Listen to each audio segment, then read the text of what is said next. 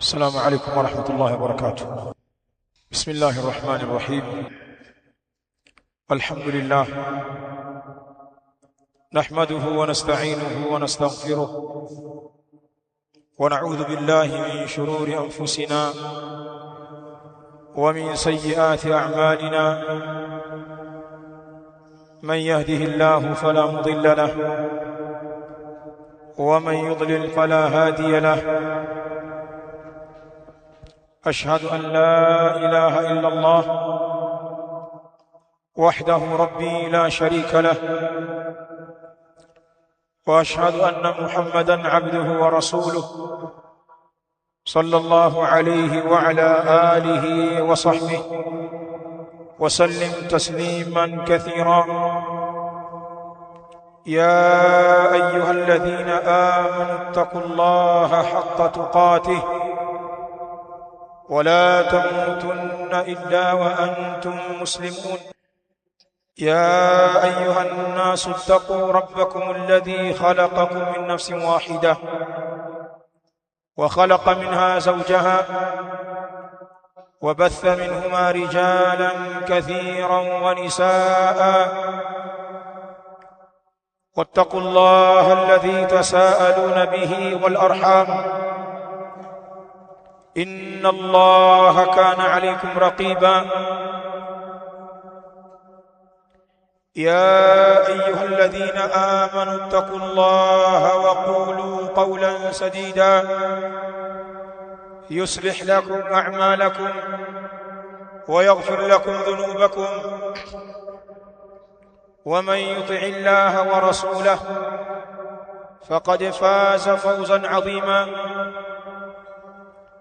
أما بعد، فإن أحسن الكلام كلام الله، وخير الهدى هدى رسول الله صلى الله عليه وسلم، وشر الأمور محدثاتها، فإن كل محدثة بدعة وكل بدعة ضلالة وكل ضلالة في النار. أيها المسلمون عباد الله، ndugu waislamu, kwa mara nyingine tena Allah subhanahu wa ta'ala anatuwafikisha kukusanyika katika ibada hii adhima ya salatu al-jum'a, walillahi alhamd. Ikiwa Ijumaa ya leo ni Jum'a ya tarehe 20 katika mwezi wa Dhulqa'da ya mwaka 1447 Hijria. Ayuha nasu ibadallah, bila shaka mnakumbuka tunayo mazungumzo mahsus ya kuendelea katika membari hii, na mada iliyo mezani kwa wiki ya tatu leo ni asbabu rizqi wa jalibatu albaraka inda ta'sir al'aish wa ghala'i al'as'ar. Tunazungumzia maudhui yenye kutaja sababu za kuleta riziki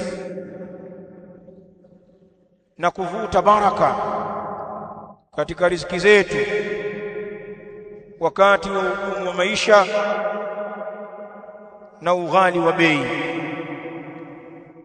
Katika mada hii toka tumeianza mpaka hapa tulipo, kwa taufiki ya Allah subhanahu wa ta'ala, tunaendelea kuzitaja zile asbabu za kusahilisha na kuwepesisha riziki zetu za halali. Aljuma iliyopita tulifanikiwa kutaja sababu tatu, na Ijumaa hii tutaendelea na zingine ambazo Allah subhanahu wa ta'ala atatuwafikia kuzitaja. Ayuha nas ibadallah, min asbabi taysiri rizqi alhalal at-tayyib, miongoni mwa sababu za kuwepesisha riziki ya halali iliyokuwa nzuri. Yakulu ahlul ilm, wanasema wanawachuoni, ni tarkul maasi wadhunub, ni kuachana na maasi na madhambi mbalimbali. Hili ni jambo la 4 miongoni mwa mambo ambayo yanasahilisha riziki ya halali kwa waumini, ni kujitahidi kumuogopa Allah subhanahu wa ta'ala kwenye kuyaendea maasi na madhambi. Mtu akajizuilia na akajikanya na kumuasi Allah subhanahu wa ta'ala. Wanaeleza ulama, wanasema fa innal maasi muzilatun ni'am wa jalibatun niqam wa mudhhibatul barakati wa mujibatul la'nati wal halaka wa rafi'atul arzaq. Kwani hakika maasi, ulama wanatuambia, ni katika vitu vyenye kuondosha neema. Maasi yanaleta maangamivu na adhabu. Maasi, barakallahu fik, yanaondosha baraka kwenye vipato vya watu. Bali almaasi ni mujibatul la'na wal halaka, ni miongoni mwa vitu vyenye kuwajibisha kulaaniwa na kuangamizwa. Maasi ni rafi'atul arzaq, maasi ni kitu chenye kuziondosha riziki na kuzipunguza riziki. Na haya maneno yanauhalisia katika nusus.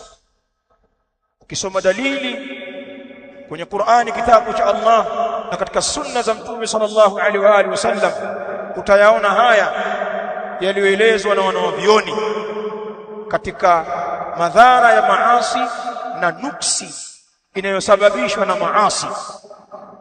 Nuksi ya maasi na madhara yake huingia mpaka katika riziki ya mtu, ikaharibu na ikaondosha baraka. Imethibiti katika al-athar an-nabawi sahih, imekuja katika athar ya Mtume sallallahu alaihi wa alihi wasallam ambayo ni sahih. Rawahu al-Imam Ahmad rahimahullahu ta'ala fi musnadihi wa ghayruhu min ahli al-hadith. Atharihi kaitaja Imam Ahmad rahimahullahu ta'ala katika musnadi wake na wengine katika wanawazuoni wa hadithi. Qala an-nabiy sallallahu alaihi wa alihi wasallam fihi, amesema Mtume sallallahu alaihi wa alihi wasallam ndani ya athari hii, nasoma sehemu tu ya athari hii: innal abda la yuhramu ar-rizqa bidhanbi yusibu. Mtume sallallahu alaihi wa alihi wasallam anasema innal abda, hakika mja, mtu muislam, la yuhramu ar-rizqa, ananyimwa riziki, anaweza akazibwa kuifikia riziki fulani, bidhambi yusibu, kwa sababu ya dhambi ambalo amelifanya. Dhambi hilo ikawa ni sababu ya kuzuiliwa riziki fulani. Mara nyingine watu hujikosoa ikiwa riziki fulani hajaipata kwa sababu nyingine za kibinadamu. Mtu akasema, huenda bidhaa yangu sijaitangaza vizuri, ndio maana soko limekuwa gumu, labda wafanyakazi niliokuwa nao wameniangusha, sio wazuri kwenye kuwahudumia wateja, au bei zangu hazikuwa rafiki. Wakati mwingine mtu akataja sababu mbalimbali ambazo zimemfelisha kwenye kazi yake na riziki yake, akasahau kuna jambo la madhambi. Wakati mwingine ujipekue, kaifa ant fi jambillah, kwani wewe ukoje katika upande wa Allah subhanahu wa ta'ala? Unajichunga kiasi gani katika maasi wal munkarat, katika mambo ambayo Allah ameyaharamisha na kuyakataza? Unajichunga kiasi gani kuyaingia mambo hayo?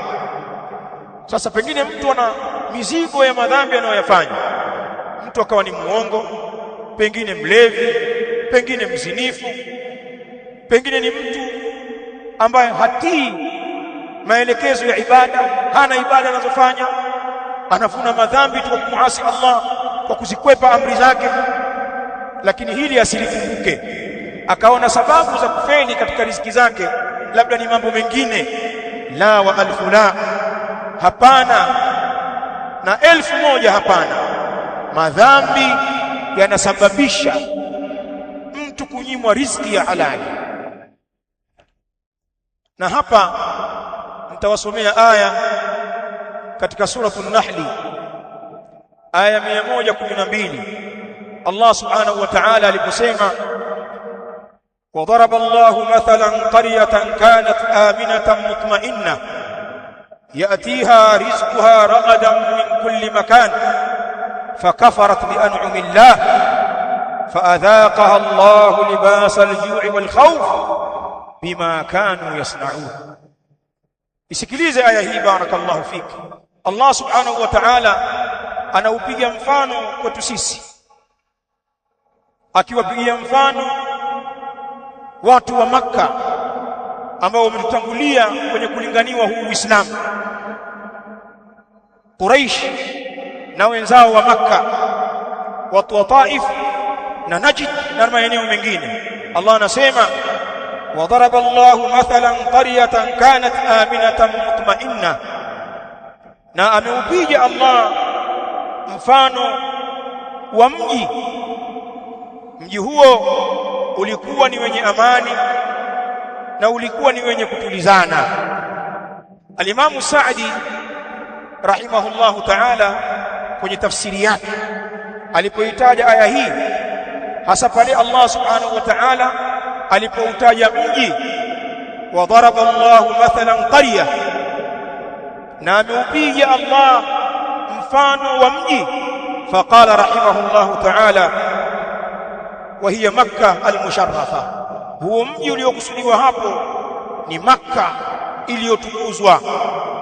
Allah anaendelea, kanat aminatan mutma'inna, ilikuwa hiyo Makkah ni yenye amani, imetulizana. Makkah ilikuwa ni mfano katika miji mingine kwa utulivu na amani. Yakulu Sa'di rahimahullahu ta'ala, kana yahtarimuha أهل الجاهلية حتى إن أحدهم يجد قاتل أبيه وأخيه فيها فلا يقتله فيها، وكان يستجلب فيها الزرع والثمار وهي أرض مجدبة. فلما جاء محمد صلى الله عليه وآله وسلم كذبوه وعادوه فأزيلت البركة إلى آخر كلامه رحمه الله تعالى. الإمام السعدي anasema hiyo Makkah hiyo ulikuwa ni mji wenye amani na uliotulizana. Anasema naam, kana yahtarimuha ahlul jahiliya, walikuwa wanaiheshimu Makkah watu wa jahiliya, Waarabu huko zamani, washirikina makafiri, wakiheshimu Makkah kwa kile kiwango ambacho ilikuwa heshima yao kwa Makkah.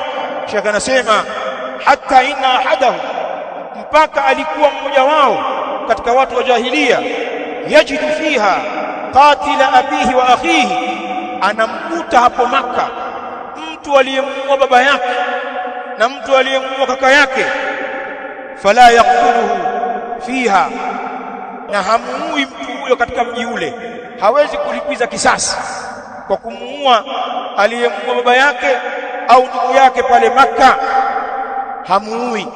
Na Waarabu walikuwa ni watu wana visasi kwenye mambo ya damu, hawana simile. Lakini mtu anakuja Makkah ghafla anakumbana na muuaji aliyemuulia baba yake, aliyemuulia ndugu yake, kisha anamwambia salama yako, tuko Makkah, ole wako nikutane na wewe nje ya Makkah. Walikuwa wakiheshimu Makkah kwa kiwango hiko. Bali yakulu rahimahullahu ta'ala, wa kana yustajlabu fiha az-zar'u, na yalikuwa mazao yanaletwa hapo Makkah, wala si ardhi ya kilimo, ni majangwa tu, lakini ilikuwa imesheheni mazao wa thimar, na matunda yakiletwa. Wa hiya ardhu mujdiba, na hali ya kuwa hiyo Makkah ni ardhi kame tu, lakini kwa uasi walioufanya mambo yaliwageukia. Anasema falamma jaa Muhammad sallallahu alaihi wa alihi wasallam, na pindi alipokuja Muhammad ule wakati wa bi'tha, kadhabu, wakamkadhibisha, bali waadu, na wakamfanya ni adui yao wale watu wa jahiliya. Fauzilatil baraka, wakati ule zikaondoshwa baraka. Na ndio maana kipindi cha mwanzo cha da'wa ya Mtume sallallahu alaihi wa alihi wasallam, Makka ilikuwa ngumu kweli kweli, ukame, misafara ya wafanyabiashara ikakatika, ikawa Quraish wao ndio wanatoka na kuhemea riziki nje ya Makka, na haikuwa kawaida. Jambo hili lilisababishwa na ususu wao waliofanya na uadui kumfanyia Mtume sallallahu alaihi wa alihi wasallam, na bila shaka yale yalikuwa ni maasiya, tena maasiya ya ukafiri, kumkadhibisha Mtume wa Allah sallallahu alaihi wa alihi wasallam. Sasa Allah anasema وضرب الله مثلا قرية كانت آمنة مطمئنة, na ameupija Allah mfano wa mji ushajiwa ni Makka, ulikuwa mji huo ni wenye amani, umetulizana. Yatiha rizquha ragadan min kulli makan, inaijilia hiyo Makka riziki yake kwa usahali. Ragadan ay sahlan layyina, riziki inakuja hapo Makka kwa ulaini. Min kulli makanin, kutokea kila upande wa dunia. Watu wa Makka sasa, fakafarat bi an'amillah, mji huo ukazikufuru neema za Allah. Faadhaqaha Allahu libasa al-ju'i wal khawf, Allah akauonjesha huo mji wa Makka kwa kuuvika vazi la njaa na hofu, ikawa wana njaa, ile amani waliokuwa nayo haipo tena. Allah anasema bima kanu yasna'un, kwa kile ambacho walikuwa wanakifanya katika dhunub. Ayuha nasu ibadallah, ndugu zangu waislamu, madhambi yana athari kubwa sana kwetu. Kwa hivyo katika jambo muhimu ni hili la 4, miongoni mwa sababu za kusahilisha riziki zetu ni kujiepusha na madhambi, mambo yaliyokatazwa na Allah subhanahu wa ta'ala. Na kila mmoja wetu ni shahidi wa nafsi yake. Wewe ni mtafutaji, masha Allah, unahangaika huku na kule kutafuta riziki yako kwa ajili yako na familia yako, na mara nyingine mambo yanakuwa magumu, hupati, au unapata haitoshi, au kipato kinayumba, huna uhakika. Pamoja na sababu nyingine, hebu jipekue katika jambo hili, wewe ukoje katika nafsi yako? Kwa hivyo maasi yanakula kipato, ni zaidi ya jiko linavyokula kuni. Maasi yanakula kipato kwa zaidi ya jiko linavyokula kuni, nakwambia. Na wewe angalia baadhi ya usafi, angalia baadhi ya waovu namna wanavyokwenda na wanavyojuta. Wewe angalia walevi, maasiyatu shurbil khamr, angalia uovu huu wa kunywa pombe, namna walevi wanavyoharibu mitaji na wanavyojiharibia maisha kwa sababu ya ulevi. Pana watu wanaharibikiwa, wakafukuzwa kazi, biashara zikafa, wakakosa hata pesa ya pango ya nyumba ya kulala kwa sababu ni cha pombe, na watu wote wanambia huyu ni pombe. Angalia azuna, angalia wazinifu walivyoondoshewa baraka kwa sababu ya uzinifu. Uzinifu unafilisi kwa sababu shaitani anaupamba uzinifu. Wallahi, mtu anaweza akamtumikia mwanamke, akamtunukia na kumuhonga mwanamke aliyezini naye kiasi ambacho hawezi kumpa mzazi wake, hawezi kumpa dada yake, bali hawezi kumpa mkewe kama ana mke. Wazinifu ni watoaji sana na wanaliwa sana. Hawa wanawake wanapozungumzia nimemchuna yule, ni jizinifu. Ingelikuwa ni wake zetu wanatuchuna, alhamdulillah, ile ni baraka, ni neema. Ikiwa fedha zako wanakula mkeo na watoto wako, kwa maana nyumbani sio bakhili, wakihitaji kitu watakupa. Mkeo akikuzungumzisha akalegeza sauti kidogo, akakuonyesha mahaba, unampa. Lakini mkeo nurun ala nur. Lakini watu wanachunwa na wazinifu, wazinifu wenzao wanashindwa kufanya maendeleo kwa sababu ya uzinifu. Na kuna watu hapo walipo, lau akiacha zinaa anafika mbali zaidi. Kama ni nyumba moja ataongeza ya pili, kama alikuwa na gari moja ataongeza la pili, kama ni biashara itakuwa, lakini ni mtu mwingi. Na watu wanasema jamaa angekuwa mbali, lakini bwana huyu muasherati huyu mtu mwingi sana huyu, sketi hazimpiti huyu, ndio maana kafikia huko maasi. Napigia mfano katika hayo, katika maasi mengine yanaondosha baraka. Si hao watu wa riba, akafurahia mali za riba, watu kumwona mfanya biashara mkubwa, lakini kwa kuwa yale ni maasi na Allah ameahidi riba ni vita, huwa wanaumbuka watu hawa. Ulikwenda kuchukua riba kwa siri, lakini siku ya mnada hakuna siri, watakuja dhahiri shahidi na matangazo, na vitu vyako vitapigwa mnada shoo, na mtu alikuwa juu anaporomoka mpaka chini, mnaanza kumchangia. Riba hakumuogopa Allah katika haramu, akidhania kwamba ile ni biashara na ndiyo riziki, lakini riba ni haramu. Wa halalla Allahu al-bai'a wa harrama riba. Huijui aya hii? Na Allah amehalalisha biashara na ameharamisha riba. Makafiri wao kwa kuwa hawana miongozo, wao riba ni biashara, na wanakushangaa ukimwambia riba inaleta hasara, kwa kuwa wao wanataamal na dunia.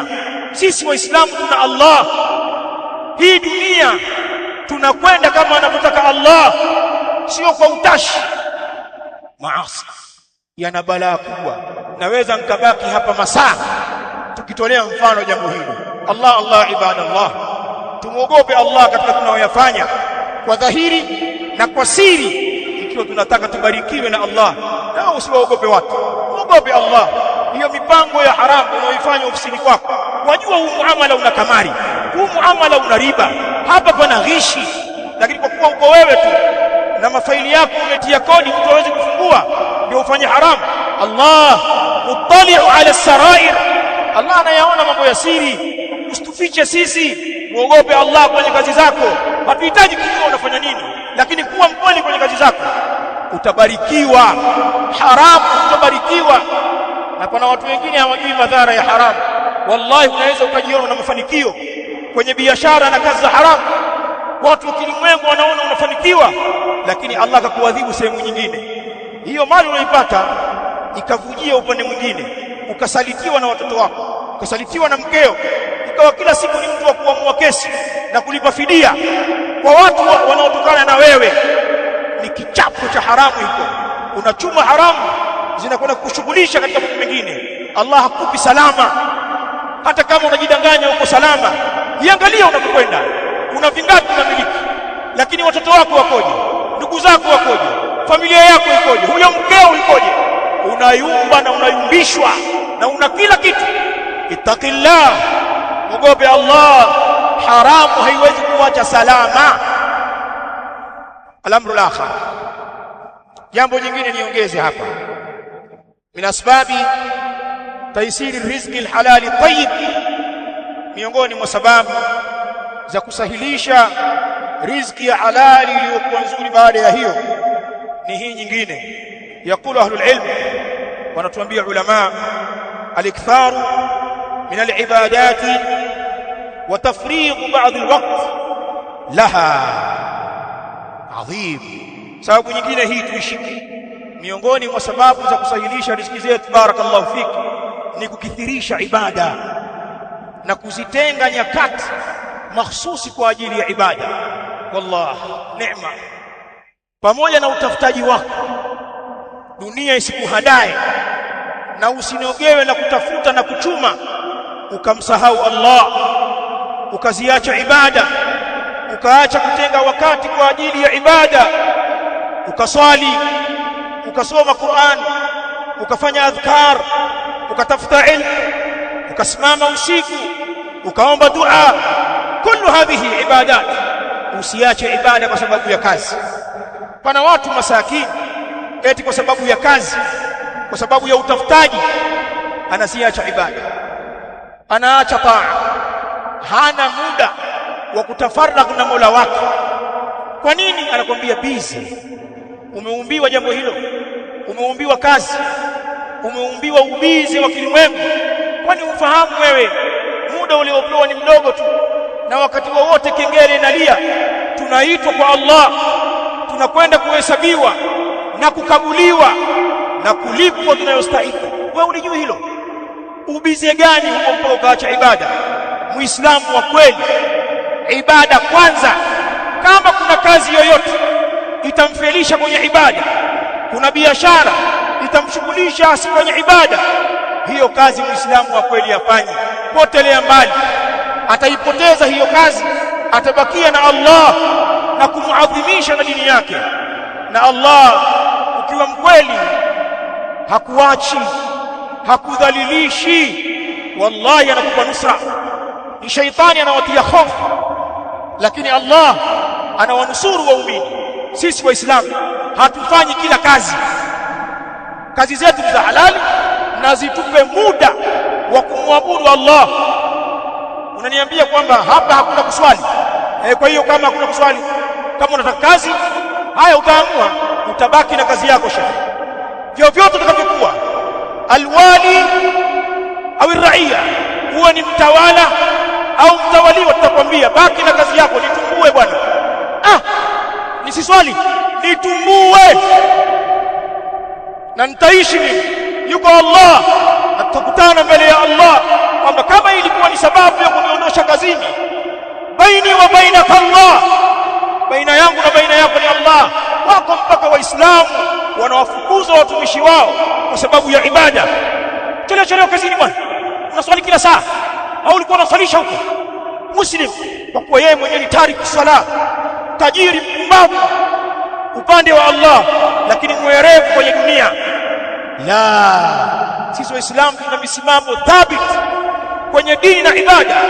Hatuangalii kazi wala hatuangalii bosi. Tutaacha na tutaishi. Kwani wananchi wote hawa wanaishi kwa kazi yako? Watu wote wanafanya kazi kwako, mbona wanaishi? Wewe ndio unawapa riziki. Hao walio porini, wakulima huko, wafugaji, walio migodini, walio kadha, wafanya kazi kwako, hawaishi? Alafu wewe mwenye hiyo kazi nzuri utaka watu kufanya ibada, utabaki nayo milele? Kuna watu walifanya hizo kazi kama wewe, walikuwa mabosi kama wewe, madirekta kama wewe, walikuwa na ofisi kubwa kuliko yako. Haina humulani. Wako wapi leo? Ni hadithi tu, washakwenda kwa Mola wao. Kama wana jambo la kheri litawafaa, lakini kama waliishi kwenye ufedhuli huu wa kukandamiza dini, watajutia kwa Allah subhanahu wa ta'ala. Kwa hivyo faragha ya ibada ni jambo la lazima. Na hapa barakallahu fikum niwatajieni riwaya alhadith alqudusi. Hii ni hadith alqudusi, mapokeo ya Mtume sallallahu alaihi wa alihi wasallam anayopokea kwa Allah. Hadithi hii ameitaja Imam al-Hakim katika al-Mustadrak. Hasan al-haditha al-Allamah al-Albani rahimahullah. Sheikh al-Albani ameifanya hadithi hii ni hasan min hadithi Abi Hurairah radhiyallahu ta'ala anhu. Anasema Mtume sallallahu alaihi wa alihi wasallam, qala Allah ta'ala, amesema Allah aliyekuwa ametukuka, ya ibna adama tafarragh liibadati amla qalbaka ghina wa amla yadayka rizqa. Ewe mwanadamu, Allah anatuambia kwenye hadithi al-Qudsi, ewe mwanadamu, tafarragh liibadati, tenga wakati kwa ajili ya ibada yangu, tenga muda wa kuniabudu. Amla qalbaka ghina, jawabu yake, ukifanya hivyo nitaujaza moyo wako utajiri. Utakuwa tajiri wa moyo kwanza. Hivi una kanaa, utakuwa ni mtu una kinai, unatosheka na ile riziki yako na unaishi baridi, wala huwezi kuwa na mahasadi kwa ndugu zako. La pili, amla yadaika rizqan, na nitaijaza mikono yako riziki. Wewe tafarragh, jitenge kwa ajili ya kuniabudu. Kisha akasema, waqala Allah ya ibna adam, e mwanadamu, la tubaid minni, usikae mbali na mimi kwa kuniabudu. Fa amla qalbaka faqran, na nikaujaza moyo wako ufakiri.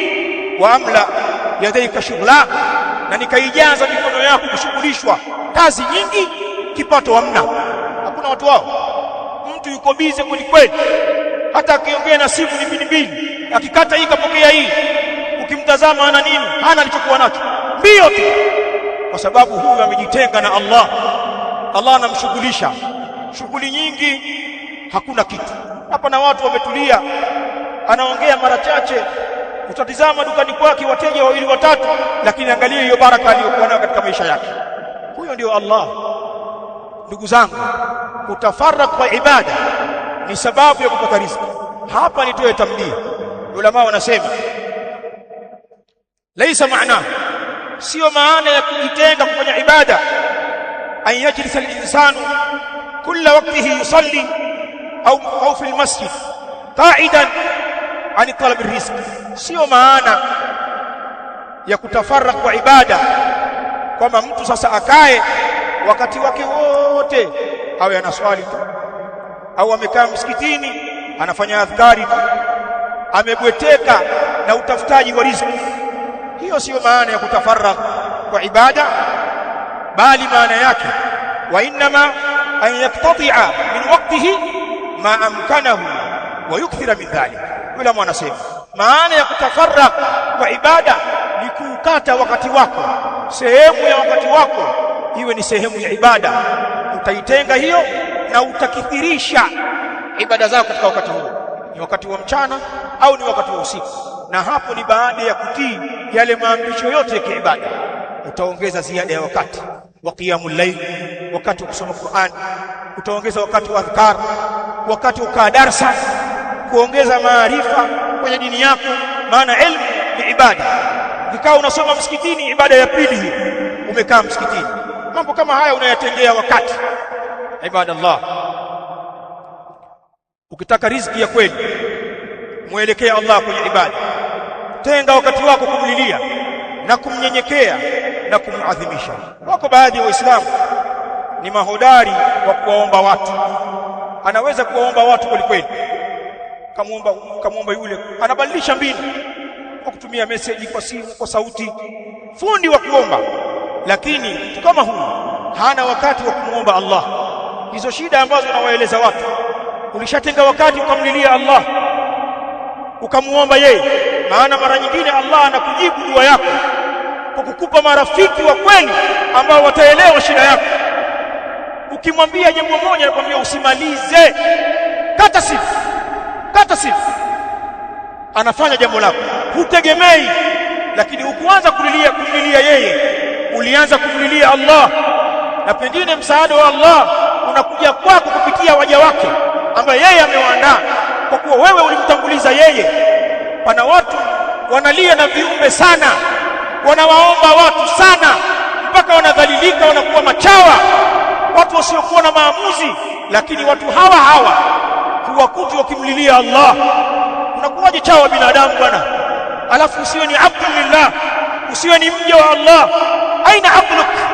Akili yako iko wapi? Kwani umemdhaniaje Mola wako? Umempa kiwango gani Allah?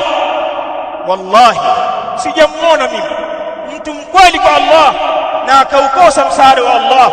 Lakini tunawaona watu wa kweli kwenye uchawa na kwenye kujipendekeza, wanakuwa na ikhlasi kwa watu hawa wanawatosa. Wangapi wanatoswa humu na wafanyabiashara na matajiri? Yule kiherehere ndio anapigwa nje. Uchawa umempalia nje. Achana na watu wewe, mwelekee Allah subhanahu wa ta'ala.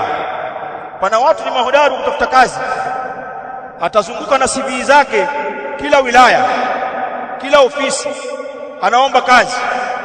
Utafanya interview, utakwenda kule, anapambana kweli kutafuta connection mbalimbali. Wewe mwenye kutafuta kazi, kabla hujakwenda kwenye maofisi ya watu, umeshamuomba Allah. Una wakati wa ibada. Sasa wewe unazunguka kila ofisi, kila wilaya, kila mkoa, kila idara, unatafuta kazi. Muda huo unao, wala uchoki, huna muda wa kuswali. Mtu amekaa na mafaili yake anasubiri kuomba kazi, panaadhiniwa haswali. Uswali, usome Qur'an, ufanye adhkari, usome ilmu, huna chochote katika ibada. Kaifa tahsul ala rizqi alhalal at-tayyib? vipi utaifikia riziki halali iliyokuwa nzuri? Haihata. Wallahu a'lam. Alhamdulillah wassalatu wassalamu ala rasulillah Muhammad ibn Abdullah wa ala alihi wa ashabihi alkiram ajma'in. Amma ba'd, hilo ni jambo jingine tumeliongeza leo. Tulishike jambo hilo, kukithirisha ibada, kumwabudu Allah na kutenga nyakati zetu kwa ajili ya jambo hilo, kwa maana hiyo ambayo tumeieleza. Jambo jingine ambalo tutaliongeza leo la msingi sana, ayuha nasu ibadallah, wa min a'zami asbabi taysir rizqi al-halal at-tayyib, na miongoni mwa sababu kubwa kabisa ya kusahilisha riziki zetu za halali ni hii, wanasema ulama, ni silatul arham. Wallah, wama adraka ma silatul arham, ni suala kuunga undugu, kukiunga kizazi. Hili ni jambo kubwa katika mambo yenye kumletea mtu riziki na kumbariki mtu. Mtu aliyepewa tabia hii, maana hii ni tabia ya Kiislamu na pia ni tabia ya waungwana waliopata malezi bora, wanakuwa na tabia hii. Wanapoongeza na Uislamu wanakuwa watu bora zaidi kwenye hii tabia, silatul arham, tabia ya kuunga ndugu, mtu kuwa karibu na ndugu zake na kuwapenda ndugu zake na kuwajali na kugawana vile vyake na ndugu zake. Hiyo ni sababu ya kuleta riziki. Pana watu wana riziki kubwa, lakini ukiwatazama hizo riziki walizonazo haziendani na wao, ameondoshewa baraka. Usiende mbali, angalia ndugu zake, angalia ndugu zake, wajomba zake, kaka zake, baba zake wakubwa, baba wadogo, mabinamu, na wapo katika mji aliyoko yeye. Waangalie walipopauka, kaangalia huko kwao waliko wazazi wake, namna wanavyoishi na resheni zao. Kuna baadhi ya watu ni matajiri, lakini wazazi wake ni watu wazima pia, wafanye kazi. Mzee, usikae tu, usikae, utapata kisukari, fanya changamka. Siku na mazoezi, kwani ukitaka kumtunga na sukari ndio wafanye kazi? Ashakuwa mtu mzima, huwezi kumlea wewe. Pana watu hawana baraka katika mali kwa sababu ya ubinafsi, na wengine hawana kabisa, kila wanapopambana hawapati kwa sababu ya roho mbaya. Ni mtu mbinafsi, ana roho mbaya, hivi hajapata, ni maskini, hapendi ndugu zake hawapendi, na akitajiwa ndugu zake atawazungumza kwa ubaya. Bwana, kuna brother wako nimekutana naye, ndio wao tu, nuksi tu wale ndugu, hawana faida bwana, wachawi wetu ni hao wao, mchawi atoki mbali. Unamuuliza, lakini si kaka yako? Utakuwa kaka yule kadha wa kadha. Tunatukana baba zake, wajomba zake, hawana ndio mikosi, na anatafuta pesa kwa nguvu kubwa ili awakomeshe. Wewe ngoja tu, na mazao yangu vitunguu vimekubali, wewe ngoja nivune, watanitambua hapa. Sasa hivi ninapambana, ninachimba, niko mgodini, mashaallah, miamba iko sawa sasa hivi, wakati wote mgodi unatema, watanikoma hao. Sijui na biashara yangu inakwenda vizuri, kuna mkataba nimesaini juzi, ngoja nipongee kibunda, watakoma. Yani mtu anafanya utafutaji na huko amewapania ndugu zake, atawakomesha. Sheikh, unajizibia mwenyewe, unajitia nuksi mwenyewe. Usitafute mchawi. Miongoni mwa sababu za kuleta vipato ni sisi kuwaunga ndugu zetu. Angalia watu walioshikana, angalia watu wenye upendo kwa ndugu zao, Allah huwabarikia. Wallahi, ukaiona familia unaiogopa. Unaona watu wamejipanga hapa, kumbe wallahi ni mtu mmoja amewatia nuru ndugu zake, wanapoishi pazuri, wazazi wao wana vipando, wanaendesha, wana kazi zao wanafanya, pengine doni hapo ni mtu mmoja tu ambaye anawaangalia ndugu zake. Mnaingia baridi wote, hao jamaa wako vizuri, yuko mtu hapo ana mapenzi na ndugu zake, hata wakimuudhi hawalipii kisasi, hafanyi kisasi kwa ndugu zake, kwa kuwa ameniudhi nimkomeshe mpaka apate njaa. Kuna watu wamewafanya hivyo ndugu zao, na leo wanatamani wapate ndugu. Wallahi hana ndugu ashakufa, wamekufa wote kama kipeke yake. Anatamani wapate ndugu wale wakorofi, lakini wawepo hamna. Kaka mnyonge, kwa kuwa alipokuwa nao aliwasimanga, alikuwa na bugu kwa ndugu zake. na yuko hivyo hivyo, hakuna alichozidi. Silatul rahim, wanasema ulama, kuunga undugu, nimalizie hapa jambo hili peke yake. Silatul rahim, kuunga undugu, qad ja'alaha Allah tabaraka wa ta'ala sababan li si'ati rizq. Kuunganisha undugu, jambo hili amelijalia Allah ni sababu ya kutanuka riziki, walijalbil baraka, na Allah amejalia hili jambo ni sababu ya kuleta baraka ala alwasil.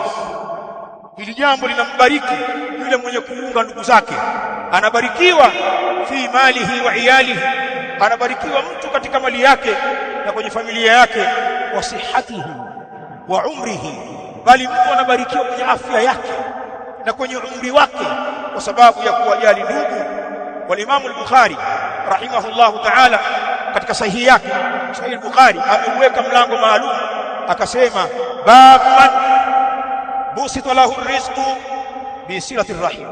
Huu ni mlango wa yule ambaye busita lahu rizqu, imekunjuliwa kwa yeye riziki, bi silati rahim, kwa ajili ya kuunga undugu. Mlango kauweka Imam al-Bukhari fi Sahih al-Bukhari. Huu ni mlango wa yule ambaye imekunjuliwa kwake riziki kwa sababu ya kuunga undugu. Kisha kaitaja hadithi ya Abu Huraira ambayo nyinyi mnaijua hadithi hii, anna an-nabiy sallallahu alaihi wa sallam qala, man ahabba an yubsata lahu fi rizqihi, yule mwenye kupenda akunjuliwe yeye katika riziki yake, wa yusa lahu fi atharihi, na aongezewe yeye katika umri wake. Kuongezewa umri, ulama wanasema ima utaongezewa umri kwa hakika, kama ilikuwa miaka yako ni 60 Allah akazidisha ukaenda zaidi, hiyo ni maana wanasema ulama Allah huongeza kwa hakika.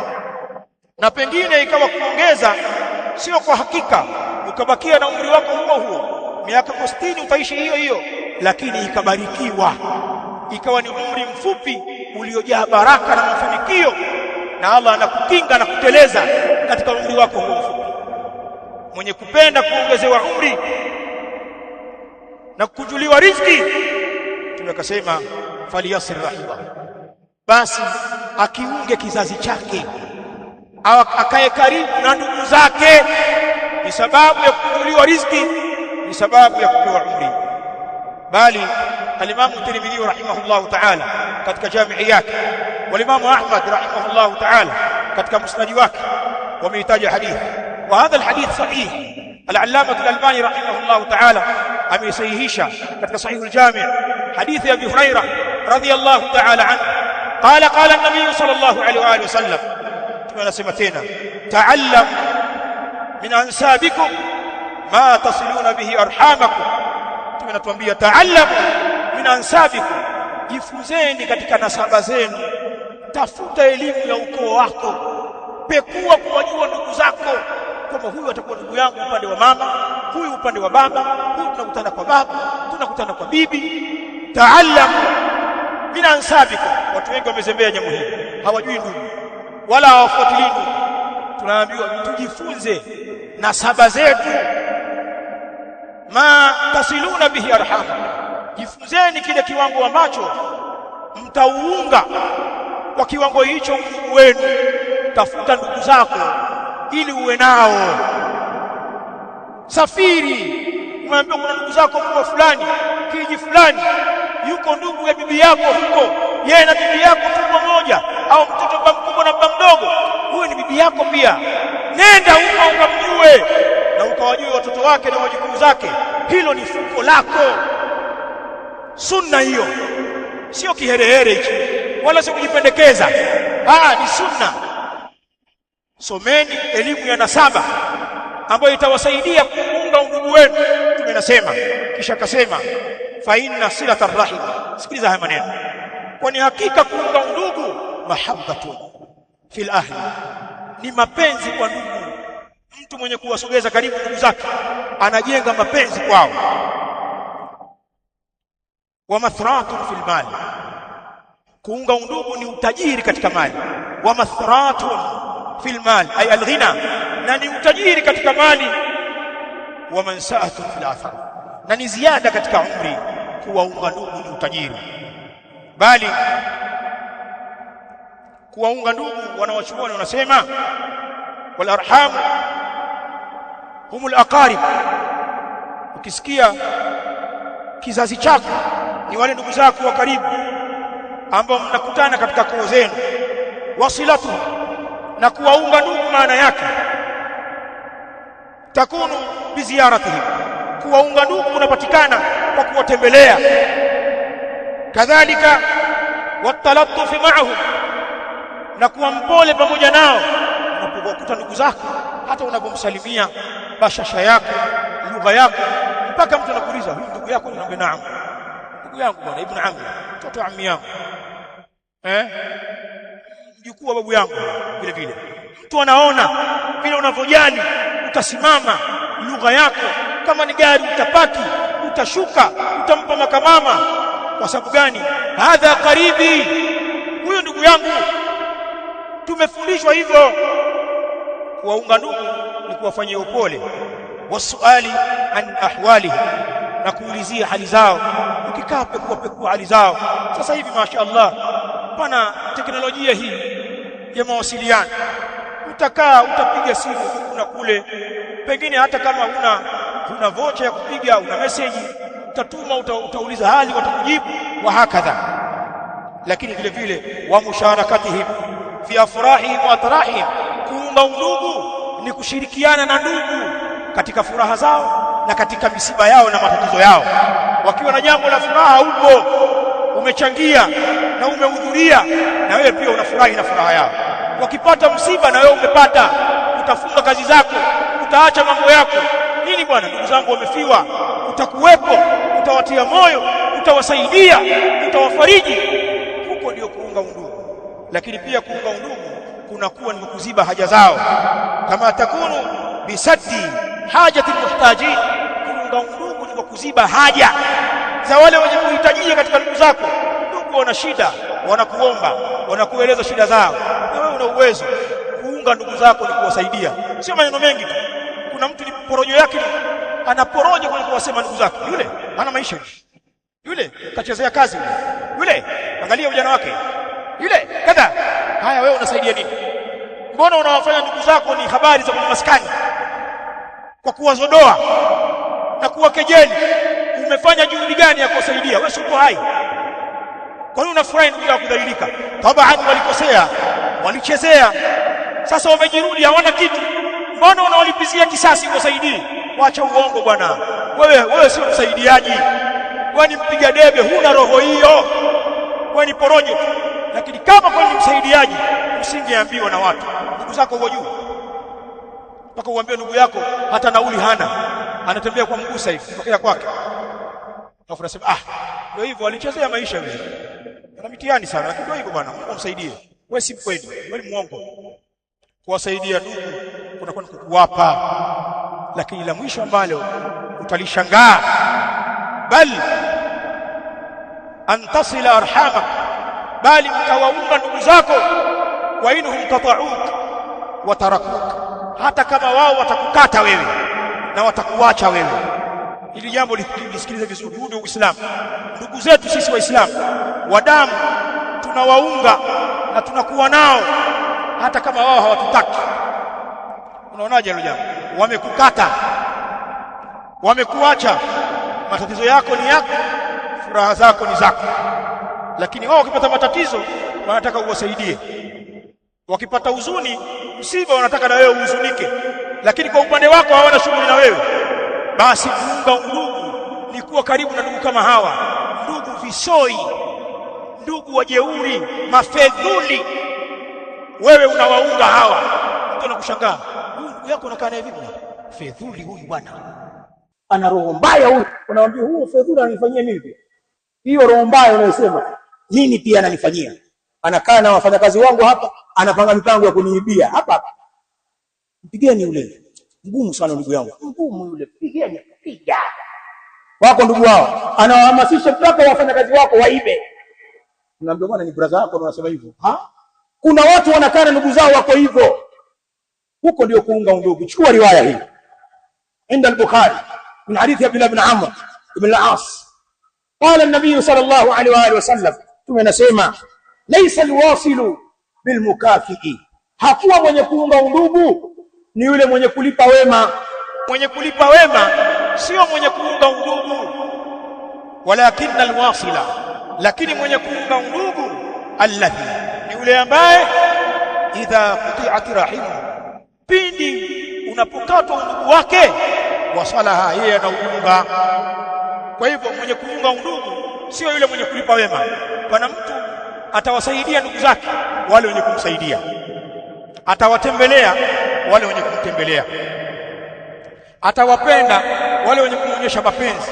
Kwenye ndugu sio hivyo, unatakiwa uwaunge wale ambao hawakufanyii wema wowote, hawakupendi, hawakutembelei, hawakusaidii, alafu unawapenda, unawatembelea, na wakilia shida unawasaidia. Mpaka mtu mwingine anakoma, yule jamaa ametusaidia, sikutegemea kabisa. Wanajua wanavyofanya, lakini tunafika pale, shehe ametusikiliza, kalipia dawa zile, kasema dawa atalipa. Siamini. Ana moyo gani huyo? Natakiwa ndugu zako wafikie kiwango hicho. Tuko hivyo sisi. Subutu. Watu wengi wanalipa wema kwa ndugu zao. Ndugu anayempenda atampenda, anayempa atampa, anayemtembelea atamtembelea. Ndugu ambaye yuko na mambo yake huko, naye pia anaachana naye. Waislamu tuko tofauti na hivi. Hili jambo mmeona riwaya hizi ni sababu ya sisi kubarikiwa kuwaunga ndugu zetu sisi wenyewe na ndugu wa wake zetu pia tuwaunge. Ukioa mke yuko chini yako, wale wake zako ni katika watu wako, na yule mke ni mtoto wa watu, ndugu zake ni ndugu zake. Haina maana ulipomwoa undugu umekatika kwa kuwa umemwoa wewe. Wana watu wenye tabia hii, wale wake zao hawana mazoea na ndugu zao tena toka ameozeshwa. Hana mazoea na kaka zake wala wajomba zake wala babu zake, wala haendi kuwatembelea, wanafiwa, wanauguza, wanakuwa na harusi, atoki mke wake. Wale waliomwozesha kwa maadui. Ittaqillah, huyo mke na ndugu zake ana haki za damu, usimfanyie dhulma kwa kuwa yuko chini ya mikono yako. Na zile lugha za kifedhuli za wale wanaume mabakhili wasiokuwa na dini, kwa msijaoa uko mzima tu, mwambie mkewe, bwana pana shida kule kwetu bwana, mimi sijaoa uko bwana. Kwa kila siku bwana, mimi nimekuwa wewe tu, uko mzima, ni mimi mtaniua jamani, mimi pia na ndugu zangu jamani. Wewe ni fedha.